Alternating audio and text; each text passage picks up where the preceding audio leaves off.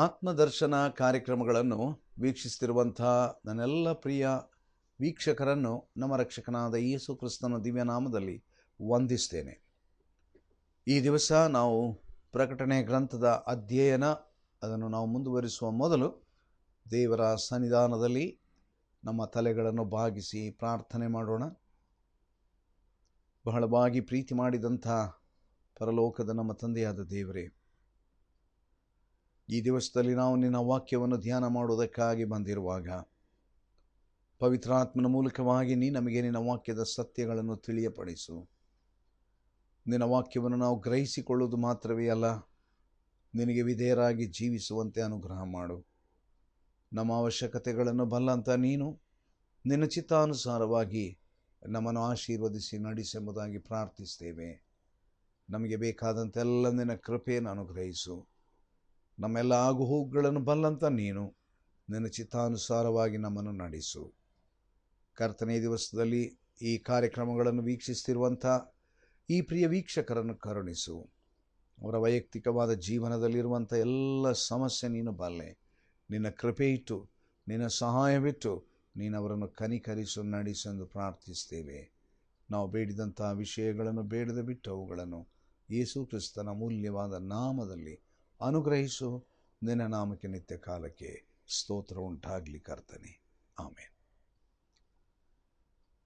ಕರ್ತನಲ್ಲಿ ಪ್ರಿಯರೇ, ನಾವು ಈವರೆಗೆ ಪ್ರಕಟಣೆಯ ಗ್ರಂಥದಲ್ಲಿ 9 ಅಧ್ಯಾಯಗಳನ್ನು ನಾವು ಅಧ್ಯಯನ ಮಾಡಿ ಮುಗಿಸಿದ್ದೇವೆ. ಇವಾಗ 10ನೇ ಅಧ್ಯಾಯಕ್ಕೆ ನಾವು ಬರಬೇಕಾಗಿದೆ. ನಿಮ್ಮ ಕೈಯಲ್ಲಿ ಸತ್ಯವೇದ ಇದ್ದರೆ ದಯಮಾಡಿ ಆ ಸತ್ಯವೇದವನ್ನು ಗಮನಿಸಬೇಕೆಂಬುದಾಗಿ ನಾನು ಕೇಳಿಕೊಳ್ತೇನೆ. ಯಾಕಂದರೆ ಜೊತೆಯಾಗಿ ನಾವು ಅದನ್ನು ಓದೋಣ. ನಾವು ಈಗ ಎಲ್ಲ ವಿಷಯಗಳನ್ನು ಈ ದಿವಸ ನಾನು ಹೇಳಲಿಕ್ಕೆ ಆಗೋದಿಲ್ಲ. ಒಂದು 3 ವಚನಗಳನ್ನು ಮಾತ್ರ ಓದಿಕೊಳ್ಳೋಣ. 10ನೇ ಅಧ್ಯಾಯ, ಅದರ ತಲೆಬರಹ ಹೀಗೆ ಉಂಟು: ಬಲಿಷ್ಠನಾದ ದೇವದೂತನು ಕೈಯಲ್ಲಿ ಚಿಕ್ಕ ಸುರುಳಿಯನ್ನು ಹಿಡಿದುಕೊಂಡು, ಇನ್ನೂ ಸಾವಕಾಶವಿಲ್ಲದೆ ದೇವರ ಗೂಢ ಸಂಕಲ್ಪವು ನೆರವೇರುವುದೆಂದು ಪ್ರಕಟಿಸಿದ್ದು ಎಂಬುದಾಗಿ. ತರುವಾಯ ಬಲಿಷ್ಠನಾದ ಮತ್ತೊಬ್ಬ ದೇವದೂತನು ಪರಲೋಕದಿಂದ ಇಳಿದು ಬರುವುದನ್ನು ಕಂಡೆನು. ಅವನು ಮೇಘವನ್ನು ಧರಿಸಿಕೊಂಡಿದ್ದನು. ಅವನ ತಲೆಯ ಮೇಲೆ ಮುಗಿಲು ಬಿಲ್ಲು ಇತ್ತು. ಅವನ ಮುಖವು ಸೂರ್ಯನೋಪಾದಿಯಲ್ಲಿತ್ತು. ಅವನ ಪಾದಗಳು ಬೆಂಕಿಯ ಕಂಬಗಳಂತಿದ್ದವು. ಅವನ ಕೈಯಲ್ಲಿ ಬಿಚ್ಚಿದ ಒಂದು ಚಿಕ್ಕ ಸುರುಳಿ ಇತ್ತು. ಅವನು ಬಲಗಾಲನ್ನು ಸಮುದ್ರದ ಮೇಲೆಯೂ ಎಡಗಾಲನ್ನು ಭೂಮಿಯ ಮೇಲೆಯೂ ಇಟ್ಟು ಸಿಂಹವು ಗರ್ಜಿಸುವ ಪ್ರಕಾರ ಮಹಾಶಬ್ದದಿಂದ ಕೂಗಿದನು ಎಂಬುದಾಗಿ. ದೇವರು ಈ ವಾಕ್ಯವನ್ನು ನಮಗೆ ಆಶೀರ್ವದಿಸಿ ಕೊಡಲಿ. ನಾವೀಗ 10ನೇ ಅಧ್ಯಾಯಕ್ಕೆ ಬರುವಾಗ, ನಾನು ಈಗಾಗಲೇ ನಮ್ಮ ಹಿಂದಿನ ಕೆಲವಾರು ವಾಕ್ಯಗಳನ್ನು ಅಧ್ಯಯನ ಮಾಡುವಾಗ ಒಂದು ಶಬ್ದ ನಿಮ್ಮ ಗಮನಕ್ಕೆ ತಂದಿದ್ದೆ. ಪ್ರಕಟಣೆ ಗ್ರಂಥದಲ್ಲಿ ಕೆಲವಾರು ಅಧ್ಯಾಯಗಳು ಅವುಗಳಿಗೆ ಪೆರಂಥಸಿಸ್ ಎಂಬುದಾಗಿ ಹೇಳುತ್ತಾರೆ ಎಂಬುದಾಗಿ. ಪೆರಂಥಸಿಸ್ ಎಂಬುದಾಗಿ ಹೇಳಿದರೆ ನಡುವಣ ಪ್ರಸ್ತಾಪ. ಯಾವುದೋ ಒಂದು ವಿಚಾರದ ಬಗ್ಗೆ ಮಾತನಾಡುತ್ತಾ ಇರುವಾಗ ಅಥವಾ ಯಾವುದೋ ಒಂದು ಘಟನೆ, ಅದರ ವಿಚಾರದ ವಿವರಣೆಗಳು ನಡೆಯುತ್ತಾ ಇರುವಾಗ ಏಕಕಾಲದಲ್ಲಿ ಇನ್ನೊಂದು ಕಡೆಯ ಒಂದು ದೃಶ್ಯವನ್ನು ತೋರಿಸುವಂಥ ಅಥವಾ ಪ್ರಕಟಿಸುವಂಥ ಆ ಮಧ್ಯಂತರದ ಅಥವಾ ನಡುವಣ ಪ್ರಸ್ತಾಪವೇ ಆ ನಡುವಣ ಪ್ರಸ್ತಾಪ ಅಥವಾ ಪೆರಂಥಸಿಸ್ ಎಂಬುದಾಗಿ ಹೇಳಲ್ಪಟ್ಟಿದೆ ಎಂಬುದಾಗಿ.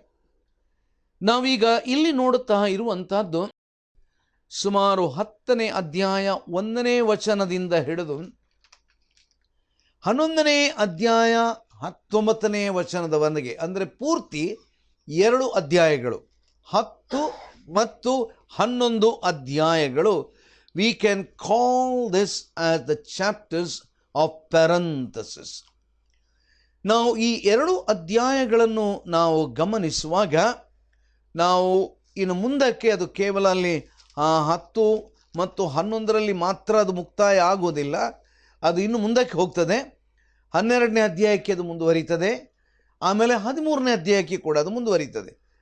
ಈಗ ನಮಗೆ ಅದರ ಸಮಯ ಇಲ್ಲದರಿಂದ ನಾನು ಅದನ್ನು ಈಗ ನಾನು ವಿವರಣೆ ಮಾಡುವುದಿಲ್ಲ.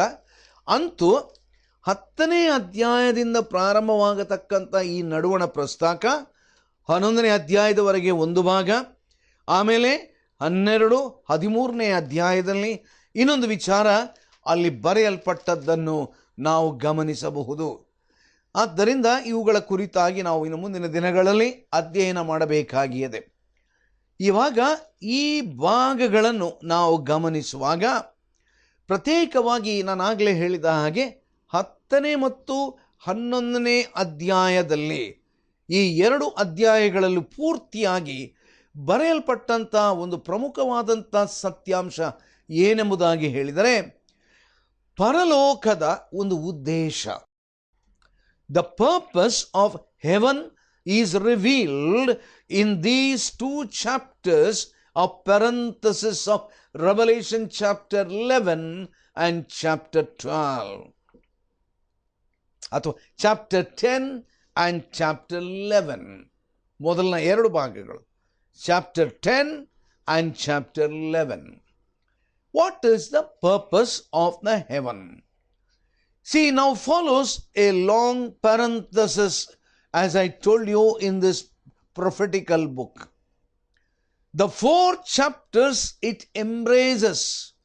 It gives us a description of what God has been doing and what Satan has been doing during the blowing of the trumpets.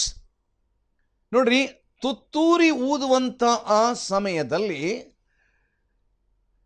ಪರಲೋಕದ ದೇವರು ಏನು ಮಾಡುತ್ತಾ ಇದ್ದಾನೆ ಮತ್ತು ಏಕಕಾಲದಲ್ಲಿ ಸೈತಾನನು ಏನು ಮಾಡುತ್ತಿದ್ದಾನೆ ಎಂಬಂಥ ಒಂದು ವಿವರಣೆ ಈಗ ನಮ್ಮ ಮುಂದಕ್ಕೆ ಉಂಟು.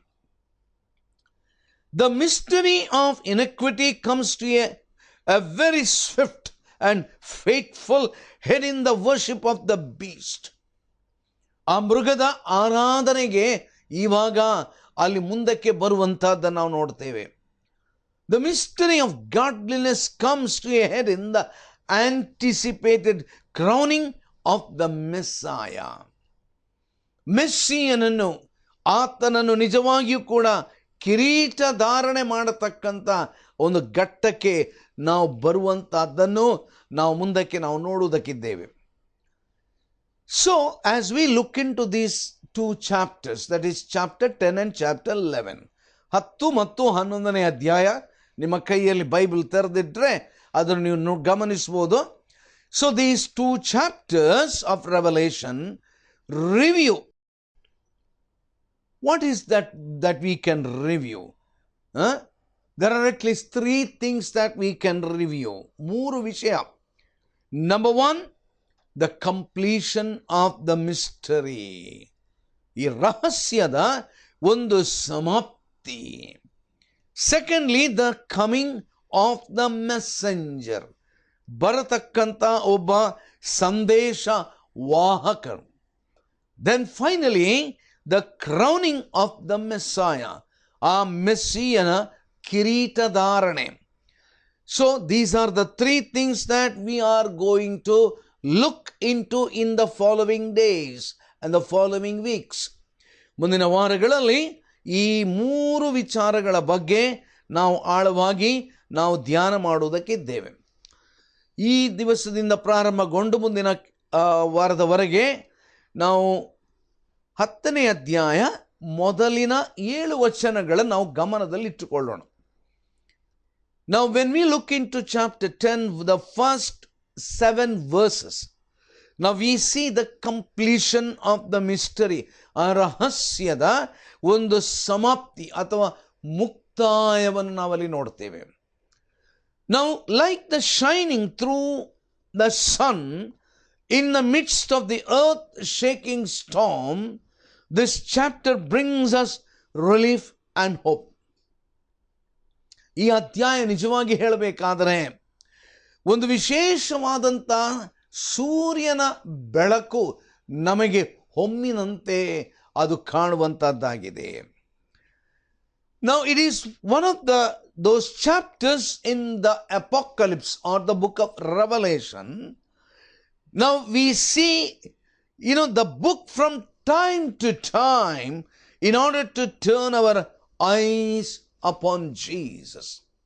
ನೋಡ್ರಿ, ನಾನು ಪ್ರಕಟಣೆ ಗ್ರಂಥ ನಾನು ಬಹಳವಾಗಿ ಇಷ್ಟಪಡ್ತೇನೆ. ಯಾಕಂತ ಹೇಳಿದರೆ ಇದು ಪ್ರವಾದನೆಯ ಪುಸ್ತಕ.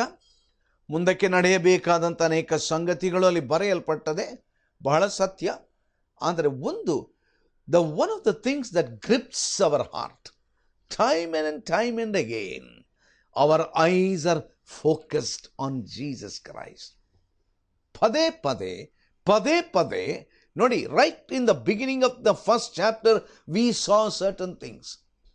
Now as we run through the study of the book of Revelation, constantly, time and again, we see our eyes are focused on the Lord Jesus Christ. Actually, the chapter is in two parts. ಎರಡು ಭಾಗವಾಗಿ ನಾವು ಅದನ್ನು ಗಮನಿಸಬಹುದು. First we turn our eyes upon Jesus.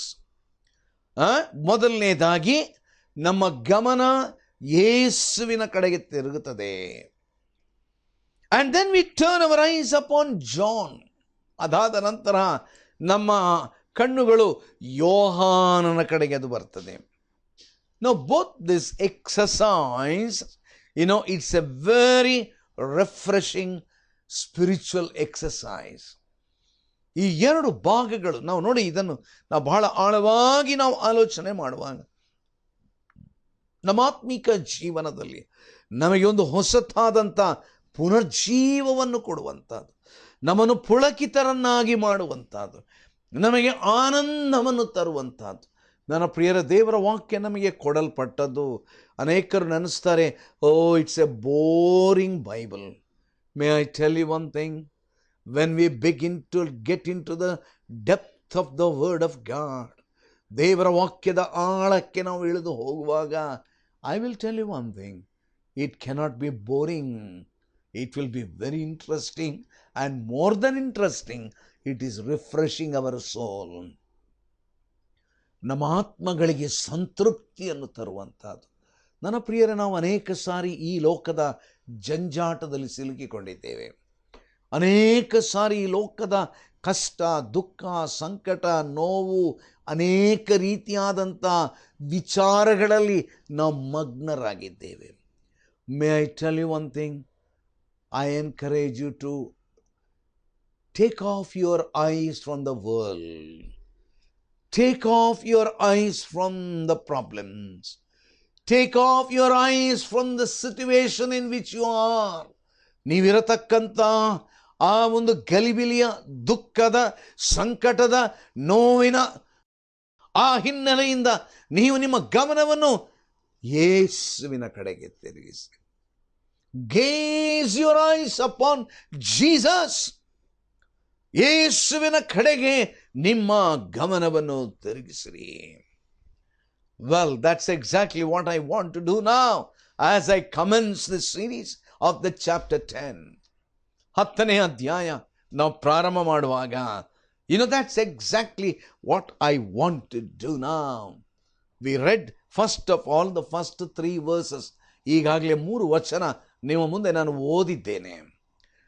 Now as we look into these 3 verses, ಈ 3 ವಚನ ನಾವು ಅದನ್ನು ಗಮನಿಸುವಾಗ, what do we read there? We turn our eyes upon Jesus.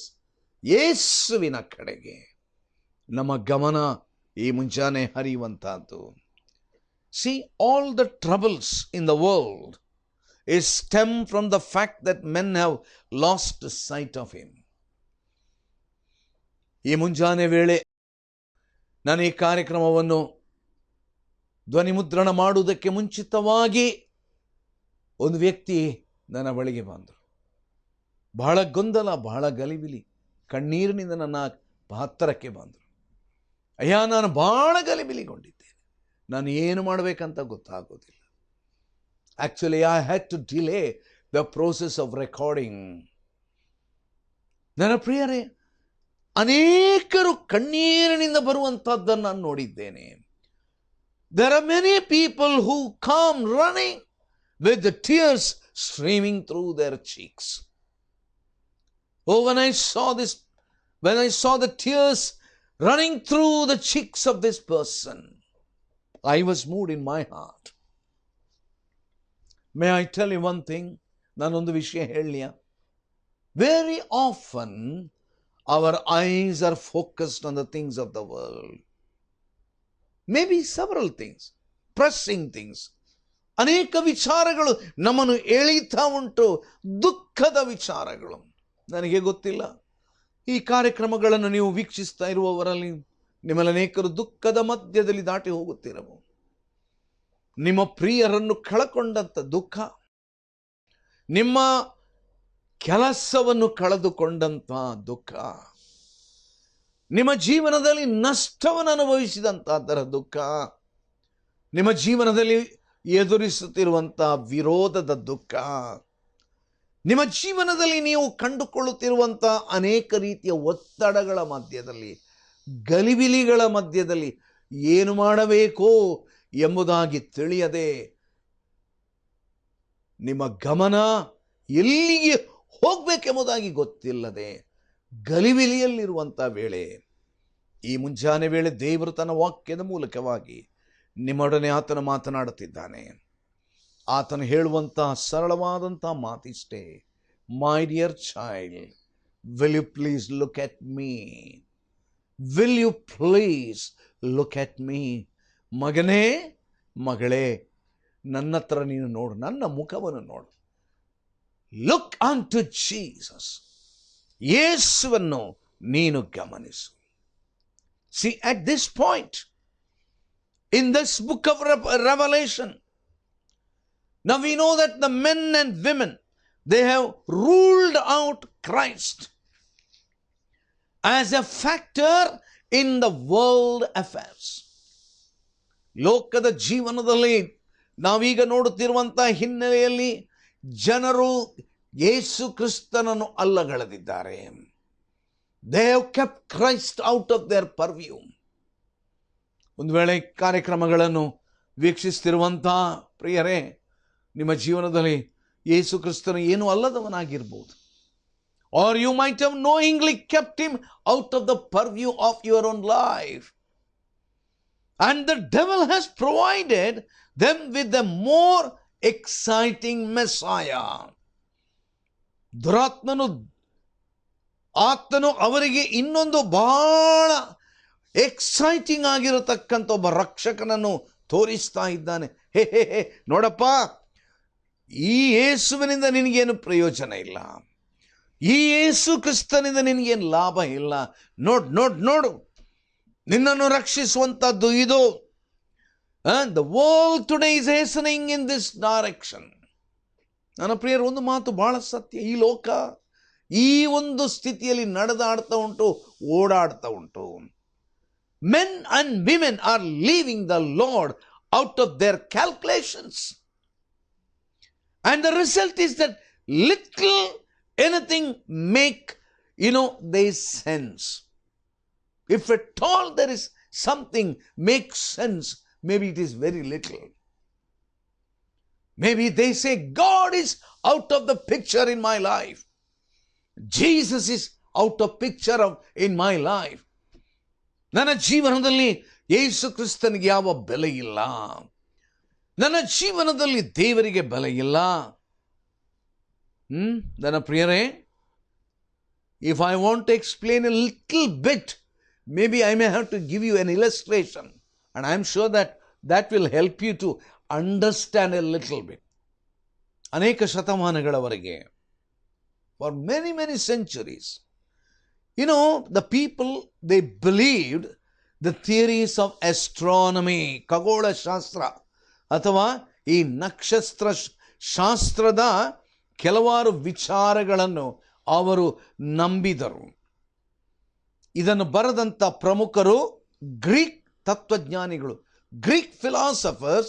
They brought out some of these theories, astronomical theories.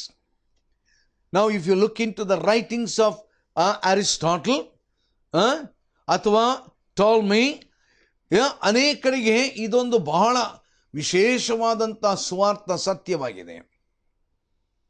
ಅವರೇನು ಹೇಳಿದ್ರು?